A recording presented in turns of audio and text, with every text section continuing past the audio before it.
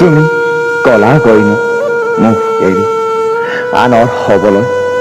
সেই অতীতবোৰ ক'ত গ'ল আমি যে দুয়োকে প্ৰমিছ কৰিছিলোঁ আমি কেতিয়াও দুয়োকে এৰি নাযাওঁ বুলি আৰু শেষত তুমি কলাগৈ ন মোক এৰি আনৰ হবলৈ আজি চিঞৰি চিঞৰি কান্দিবলৈ মন গৈছে তোমাক হেৰুৱাৰ যন্ত্ৰণাবোৰ বাহিৰ ওলাই দিব মন গৈছে কিন্তু